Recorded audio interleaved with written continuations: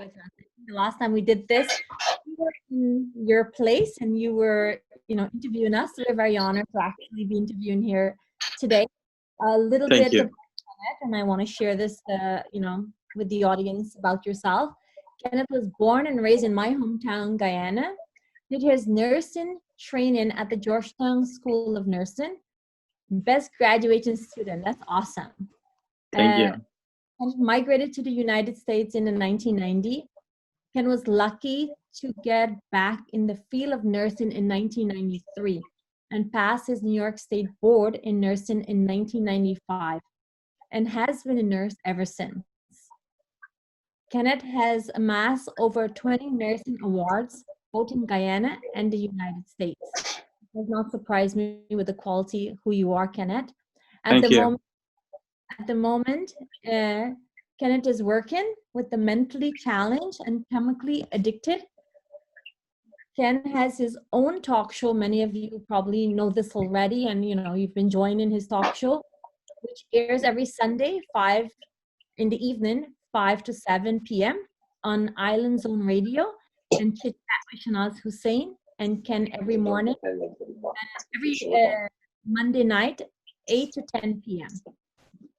Kenneth also, the reason are here today, Kenneth was diagnosed with COVID-19 in April 2020, and wanted to have Kenneth on board here today with all that's going on, globally with the pandemic, being a nurse, and really sharing his experience and giving us light, what it's like for a nurse to have, he treats patients, but now it's,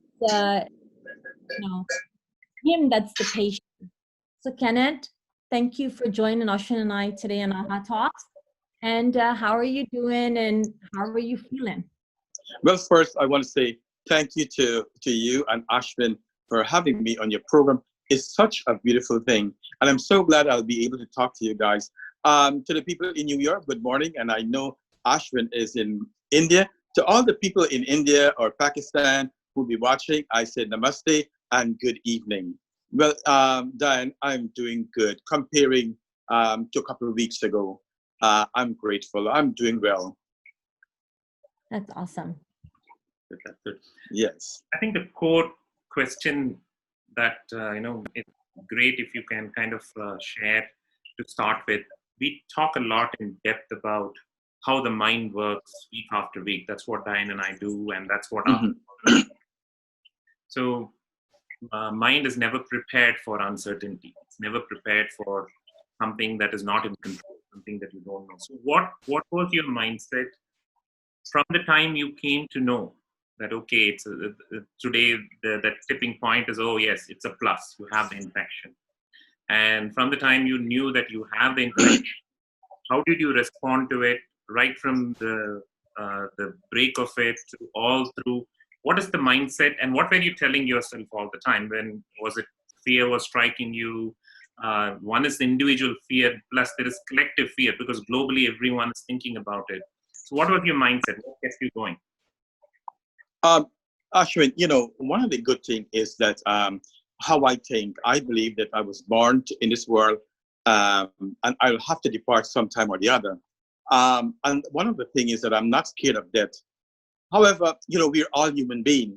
And so the day the doctor called me and told me that I was diagnosed with COVID-19, first I was a little shocked. And I said, oh my God, I got this virus. So then I decided that, I will have to battle this because, I have a wife and my sons. The good thing is that I was not scared.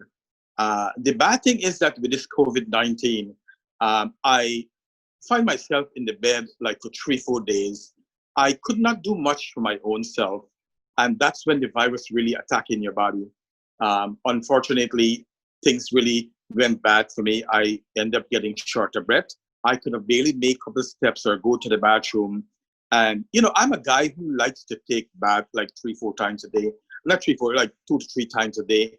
And here it is, I'm in bed and my wife is telling me, you need to go take a bath. And I'm saying, no, I don't. I don't want to take a bath. I don't need to take a bath. And, about 2 days passed and then I said to myself, let me go take a bath. After I see how this virus have me, in bed lying down, not doing anything. I'm not eating anything. She will give me some soup to drink, and it doesn't taste good. But in the meantime, I am telling myself, you know what, I have to beat this. So one day I said to myself, I'm going to get up in the morning at 8 o'clock. I give myself timeline.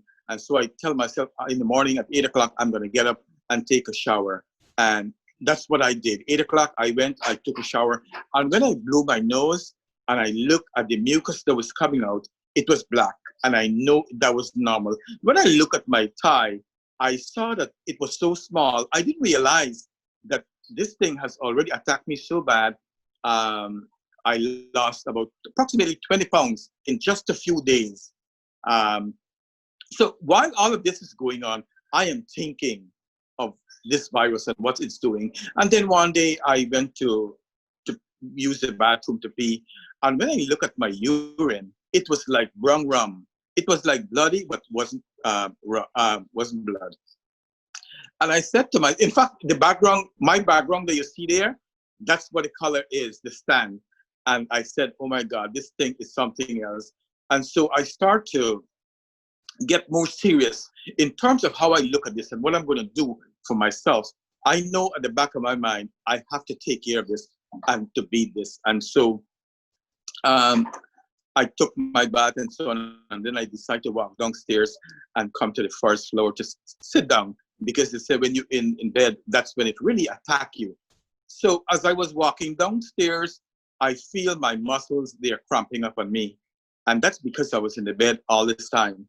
And, I said, no, this cannot happen. So, what I was doing, I was walking around the house. I tried to walk around the block where I live, but the good thing is that I was strong mentally to deal with this, if you know. The last line you said, is a crown of the whole answer, pursuit. Yes. And, the thing that really what complicated my COVID-19, after about 2-3 weeks, I developed pneumonia all over my lungs, in all the lobes of my lungs. So that causes much more problem for me. And then I was put into some antibiotic. I wasn't able to work for 2 months. Incredible. That's amazing, Kenneth. And thanks for sharing that journey. And thanks for sharing the intrinsics of how it happened, how it unfolded, and how You're welcome. So in Ahhaa, we talk a lot about two things. We talk a lot about problem and suffering. So what problem is basically the physical situation, and suffering is all that goes on in our mind, the psychological suffering. So the situation in this case clearly is the outer pandemic, what is happening in your body, and as you shared, that physical transition that you were forced into and you didn't even expect. And then there are a whole range of stories. Now, where in bed, when you couldn't move out, the only thing you have to spend time with is your own mind. So, and the whole mind has this tendency to create stories, project all kinds of possibilities. And it tends to, move more towards fear-based possibilities than hope and faith-based possibilities, because that's how, many times people experience. So can you share, when you did, if at all, you did experience any of these mental challenges, how did you respond to it? What were you telling yourself in terms of when this is going to end and what will happen to you? You beautifully said in the earlier answer that you're not afraid of death. That lack of fear, that strength, was it all through, or were there ups and downs? Were there fluctuations? Well, Ashwin, as you know, as a talk show host here in New York, I read about mindfulness. I read about a lot of good things. And I thought in my mind that, if you are a talk show host and you are telling people how to live a beautiful life, it was a good time for me to utilize all these things for a year or two that I was telling people to do. And that was at the back of my mind. How am I going to utilize all the knowledge that I have on my own self? Because I believe if I can't do this for my own self, then I'm wasting time. So like I told you before, I wasn't scared. I was living at the moment of how I'm going to deal with this. And the good thing is that I've always kept it positive. I have never thought in my mind, oh, I'm going to die. That was never in my vocabulary to say, you know what, I'm going to die, what I'm going to do. So I kept it positive. And as the diagnosis, as different things was happening to me, I was being a nurse, it helps me to address all these signs and symptoms. Like, for example, when I was passing urine and it was bloody, I knew I was dehydrated. I knew I had to fix this because, as you know, Ashwin and Diane, in the United States especially, a lot of people was dying with COVID-19, especially in the hospital. And I was hearing it. Despite I was sick, I was paying attention to the news, and I am telling myself, I don't really want to go to the hospital. So as things was happening to me, and within 2 days, like I would drink like 5 coconuts a day, and you know it's good electrolytes and so on. So that helped me with the dehydration. I fixed that after a day or two. My urine was normal again, and then when I would experience my shorter breath, was not scared of what's going to happen, but I was planning in case I can't breathe no more, what I'm going to do, or when I'm going to tell my wife, you know what, you need to call 911, which is an emergency services. But I'm so grateful that I never had to utilize that. But my advice to people is that if you get this diagnosis, you keep the focus on what's going on now. Don't think of, oh my God, I'm going to die, because it's not going to help you. We want to keep this positive so that we will get a positive outcome like what happened to me. Right? You know, Kenneth, you just said something that's really, really beautiful. And 2 things you said. One of it is that, you know, whatever you teach, whatever you believe in, you become. So you're Right. very fluent, and that's very, very important, especially in challenging times. And the second, Yes. you've explained problem and suffering beautifully, in the sense that you have just dealt with the problem. You know, I have a brown or reddish urine. I want to make sure that I hydrate myself, not to suffer with that, not to take it on. I don't Right. have emotional strength to carry forward. Because a lot of times, this happens to us in the physical. We might emotionalize it so much that we don't have that strength. So fear gets in the way. And when fear gets in the way, fear takes over. You know, we're not able to think when fear gets in the way, where we can actually know, okay, these are the things, these are the steps I need to do. This is what I need to tell my wife or my husband or my kids, you know, what to do if this happens. So that's really, really wonderful that you have done something like that. And I think, you know, just for the viewers to, our audience to listen to this, that things are going to be challenging always in our lives, whether Absolutely. whether it's, you know, some other pandemic, whether it's, you know, in our own household, but it's how we right? Absolutely, you are correct. Yeah, so thank you for that. So kind of a question I asked you was, you know, prior to COVID-19, you being diagnosed with it, and knowing that, you know, because you were going to work and you're at the hospital or you're, you know, your facilities where you work, what was your mindset around your own safety and, you know, your patients, you know, attending to your patients? Because I'm sure that we all are humans, right? And as a nurse, you are with your patients, and at the back of your head, what were you thinking? Or, you know, was there a choice between your own safety and attending to patients? You know, oh, that's a beautiful question. Well, I have to be very honest. I've always wanted to be a nurse, and and I'm so glad that I was blessed to get into nursing, especially in the United States. And when I took that oath, I really, I took it to help my patients, to help them get better. And sometimes in life, I'm sure that you and Ashwin knows these things, but sometimes in life, you have to set aside yourself for other people. I am a nurse because I want to help people, because I have that inside of me. I want to help them, and there was no time that I tell myself I would not take care of them. And so, in all that I do, I want to make sure, I want to help ease the pain of other people. And when I was sick, I was thinking of other people. And the thing is that I was even praying for people. I was praying for all those people who have COVID. I was praying for them that God would help them with the shorter breath. All the things that I was going through. I was even praying for Dr. Dubé, Kamini Dubé, who I know, she's a doctor here in New York. And I was like, oh my God, I'm a male. Yeah. And this I'm going through. And I hope that she doesn't go through these things. Even Dr. Sugrim, I don't know if you heard about Dr. Sugrim. I was praying for, right? And I was praying for all of them. So despite all that I was going through, I still wanted to pray to my God, still ask God to help me and to participate in my own being.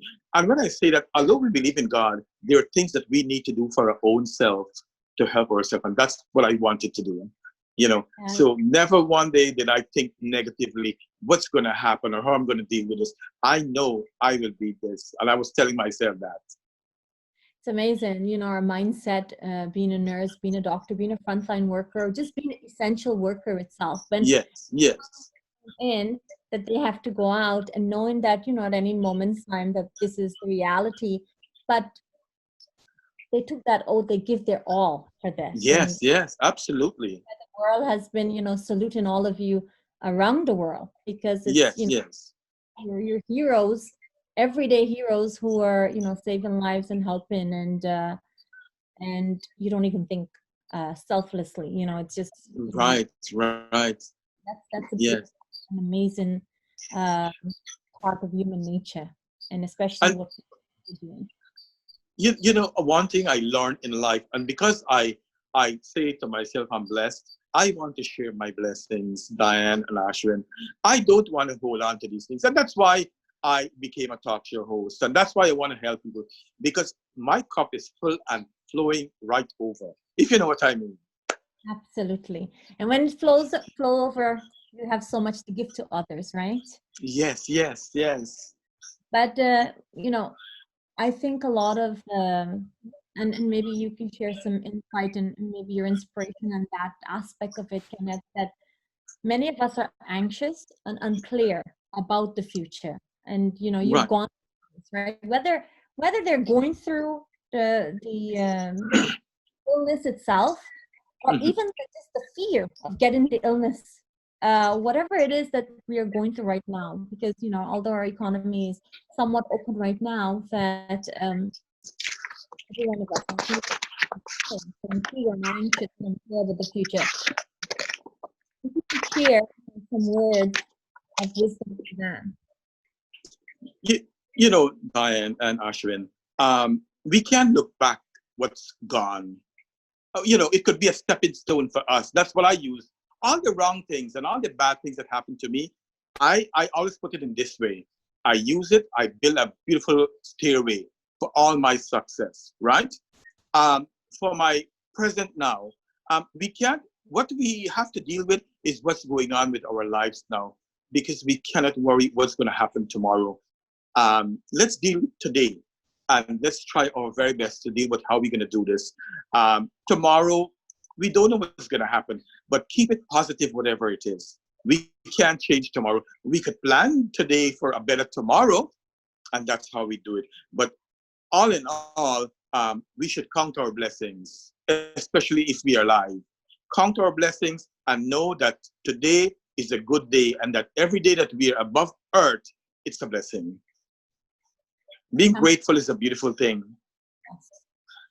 That's beautiful. Absolutely. So now, as you have kind of crossed the bridge, you've come to the other side, recovering. What kind of impact do you think it has now on the next phase of your life? Like, first of all, have you started working back on the one? Number two, how is your mindset now that transformation from fear and uncertainty to relief and breakthrough and this new surge of clarity that you, how is it like, and how is it redefining your connection, your view of life, your family? If you're going back to hospital, how is it now when you go to hospital compared to how it was before you went through all this? So what has been the transformation that you experience every day? You know, Ashwin, it's a beautiful question you asked me there. If I be honest with you, I treat my children and my wife like the best thing that ever happened in my life. Even before all of this, my sons love me, my wife loves me, those who are around me, they love me. And I always give my very best to my family. And so when I prepare myself that in case anything happened to me, my children or my wife wouldn't have to worry what their financial future is going to be like, because all these things I've already taken care of. You know, my house will be paid off for, they will have a nice vehicle, but me. And so the thing is that I'm in a good space. I love who I am. I think, you know, we always have to think good about ourselves. And I think I'm the best thing that ever happened, if you know what I mean. I don't let anybody really define who I am. I define my own self in life. And so after this diagnosis now, I want to get to 100%. I am very optimistic. This is a new diagnosis. I don't know what's going to happen. As of now, I know that when I go to bed, sometimes I get some generalized pain or some generalized body aches. Then sometimes I cough and I get some short of breath if I overdo myself. But I'm not worrying what's going to happen tomorrow. I am hoping to myself that this diagnosis would not hamper me in any way. And I'm hoping in just a couple, probably weeks or so, I'll get back to normal, where I'll get to enjoy all the beautiful things I enjoy in life. Because I can't worry about tomorrow. I don't know if tomorrow is going to come. So I'm going to enjoy the now, today. And although I am not 100%, I still live like when, you know what, this is my best life. This is the best thing. I'm living my best life still. COVID come, he knocked me down. You know what I said? I said to my friends, she came, she slapped me up, and she gone. It's me now who have to deal with it. And you know what? That's about it. I will deal with it in a good manner. Like I said, I don't know what tomorrow is going to bring for me. But I am very optimistic about tomorrow. Love it, Kenneth. I love the fact that, you know, you define your life. You don't let anyone or anything define life. And, you know, it's amazing that if we talk about it a lot. If you don't be your own cheerleader, then nobody else can cheer for you if you're not cheering for yourself first. So you cheer for yourself and others will follow. And it's something that I truly believes in it very much. And it's what we actually, you know, and it, you know, I'm one of your Facebook friends, and I see personally that while you were while you were going through this, there was an entire community that was praying for you. Everyone, you know, they would be sending you messages, and they're praying for you, and they were journeying with you as you were battling through this. How was that feeling for you? And how do you feel that people can help each other in these times? You know, you say that and you make me tear up in a good way, because you know, I always say that I'm a young guy, came from Guyana, poor. I failed all my exams and so on. And here it is, I'm in the United States, and I got sick. And you rightly said, when I got sick, like I got about over 1,000 messages that people were, and I can't say I'm surprised. I am glad that people see who I am really via the screen. But oh my God, every day somebody would be calling. Sometimes I couldn't talk to them. My wife would talk to them. And the thing that they will tell me, like, oh, I asked my mother to pray for you. I asked my church to pray for you.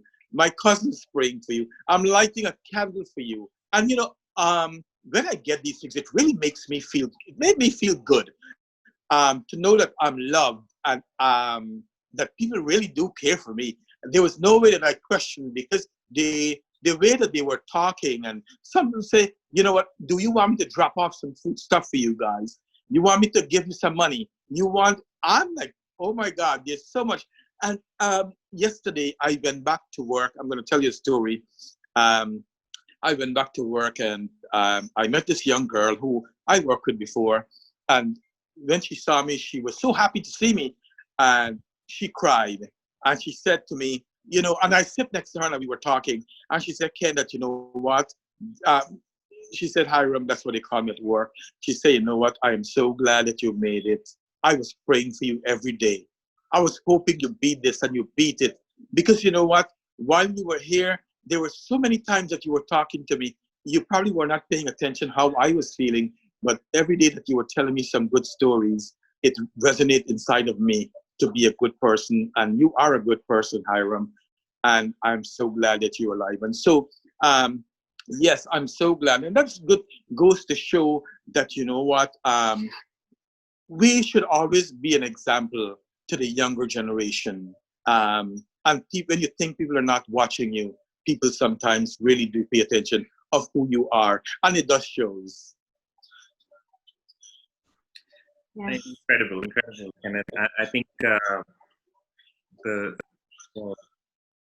words that you have shared in the last few minutes are very, very heartwarming, and I'm sure a lot of people, they would have connected very deeply, which they are still, I'm sure. And we always say this in Ahhaa, that we don't have to become one. We were always one. We just have to realize it. And and if world realizes it's a different place, it's not a question of how are you going to put all the puzzles together. There was never the puzzle. We were always one. And in the last half hour, as you've been sharing your experiences, as you've been verbalizing every answer, one is, of course, we were listening to your answers.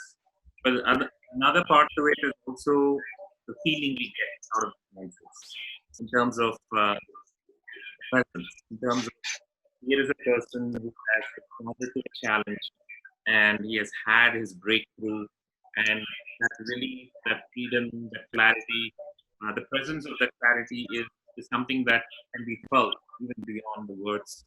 And I'm sure growing and impacting lots of lives, and I'm sure this is a clear inspiration to see that our breakthrough is way more powerful than any fear. And this feeling of oneness, this feeling of positivity that you are radiating is way more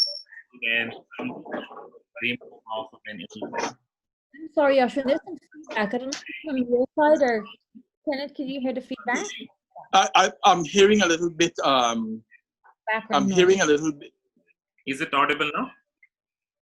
Yes, it's better. Yes. So all I said is in the last couple of seconds is that presence that you are radiating because of the breakthrough, because of the journey that you've had, is going to bring a lot of hope and inspiration to many. And the power of this presence is way more powerful than any pandemic, way more powerful than any virus. So if a virus can spread that far, presence, this love, and this oneness can spread even more far. So this is only that if an invisible force like a virus can reach everywhere, this presence that we are experiencing together, one of love and connection, inspired by your journey, can also spread everywhere and make a huge impact, no matter which part of the world that you are in. So thank you so much, Kenneth, sharing. You're welcome. Also, let me add to that. You know, I was very blessed to have such a beautiful wife who and her brothers and her nephews to take care of me. There was not one day that I needed something that I didn't get. You know, even her brother would say, "What you want to eat today?" So I was lucky that I was pampered with so much love, and so I think all of that has helped me tremendously. That's beautiful. Yeah, that's wonderful. Family, family's the best. Friends and yes, obviously. Wonderful, Ken. So yeah, I think these few extremely valuable minutes of talk that we have had together is wonderful. And I'm sure we'll get many more opportunities to welcome you back to Ahhaa Talks, and we'll have much deeper conversations, interactions. This is only a beginning. Yes, no problem. More of this. So what we do normally, Kenneth, is towards the end of this show, we have a very brief meditation process where we just go into that space of connectedness and just feel for each other and wish the best for each other. So we'll just do that for the next few minutes. You can just join as we guide everyone through. And after that, we are done. Okay, no problem. Before you start, there's a lot of feedback from your side. Yeah. It's background feedback. Me? No, I think there's like a noise, like some TV or something is on. I don't know. It sounds like that. I'm sure it's not, but Geeta is the back. I don't know if you're picking it up. Geeta, slow that thing down. Yeah, sorry. That's okay. Let's see if it's better now. Better now? Yes. Okay. So thank you all the friends who joined today, and I'm sure as you all were listening to Kenneth, you can see this beam of light and compassion and love and insights that he so beautifully elaborated to all of us. Here is a person, just listening to him, looking at him, hopefully can dissolve many of the fears that we might be perhaps experiencing that are unnecessary, that are not even yes place and bringing us down. So I would absolutely recommend everyone, if you want, listen to this talk again, share this with your friends and family who might be being anxious for no reason. As we always talk about, fear is only in the anticipation. When the challenge strikes, we have the strength to get through it and then only find a breakthrough. So yes, wonderful. So what we will do now is let us all take a very comfortable position wherever you are. If you want to close your eyes or keep your eyes open, and let us just spend the next few minutes from this beautiful place of hope and happiness and relief that we just took from Kenneth's story, and hold it in our heart, and also wish the same for everyone out there. There are millions of people who are either infected by it, or there are families who have been affected by this. And there are a lot of others who are looking for clarity and looking for that hope and faith. Let us connect with each other, feel one with each other, and let us wish the best for each other. If you can all just take a comfortable position, and for the next few minutes, just bring attention to your breathing. Try to feel the sense of inhalation and exhalation. Nice cold air entering your nostrils and the warm air coming out. The sacred process of breathing. This one process that defines life and your life. Breathing is such a sacred that we have been blessed with. You just bring attention to you, recognize the breathing, and feel that inhalation and exhalation, the process, the sense near your nostrils. And as you're inhaling and exhaling, just go into that place of presence and connection with yourself and the other.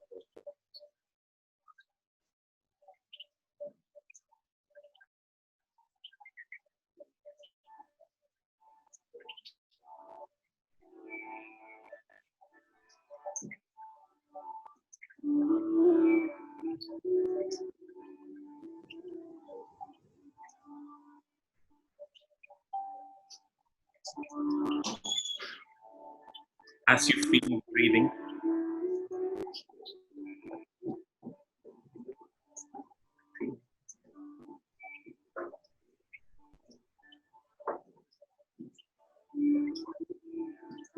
let us slowly bring both our hands onto our heart region. Place it on your chest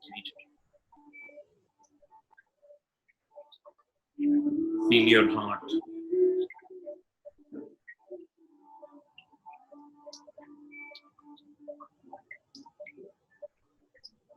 Let us connect with each other, feel each other's heart.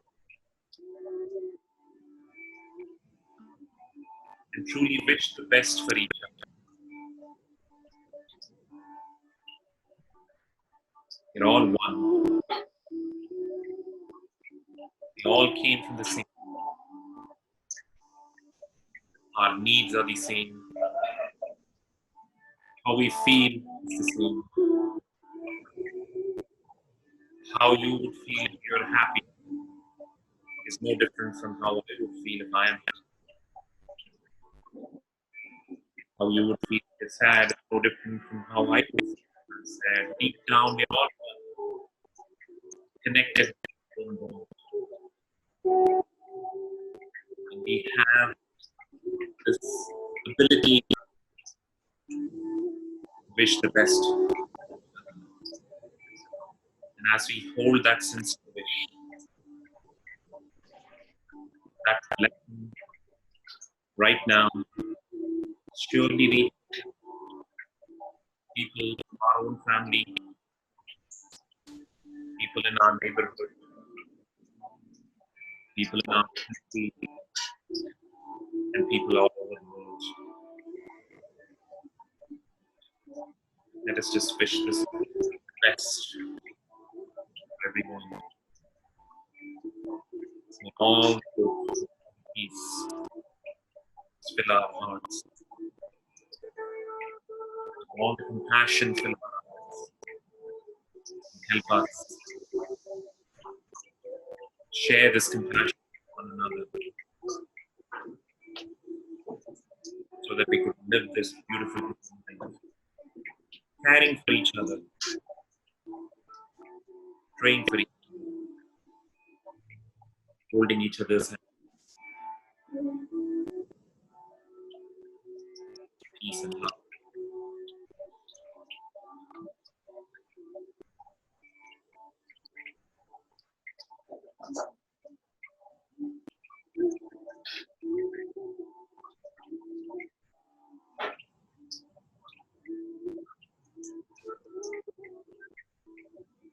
With that beautiful feeling of blessing and oneness,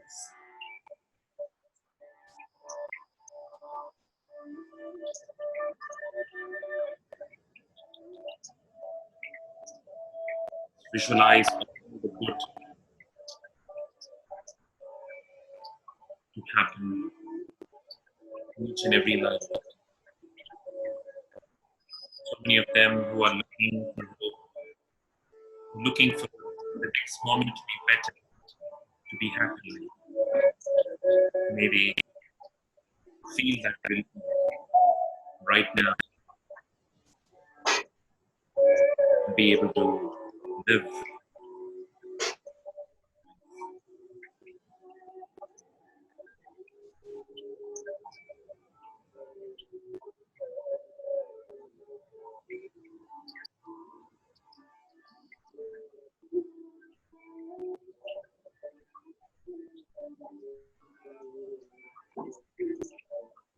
Take in a couple of deep breaths once more. Inhale and exhale out. Every time you inhale all the clarity, passion, love. And every time you exhale out all the fear, anxiety, suffering, pain.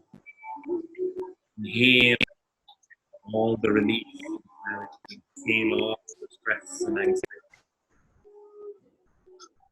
Inhale.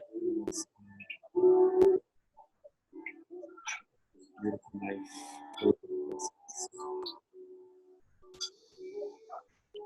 That one. Slowly bring down your hands.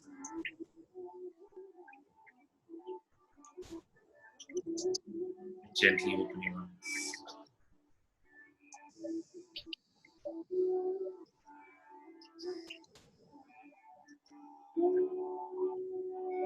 Thank you. Thank you too, Ashwin and Diane, for having me on your program, okay? Thank you so much. Thank you for being part of this program and giving great insights, and thank you for the inspiration. Thank you very much. Thank you. Take care. All right. Thank you, guys.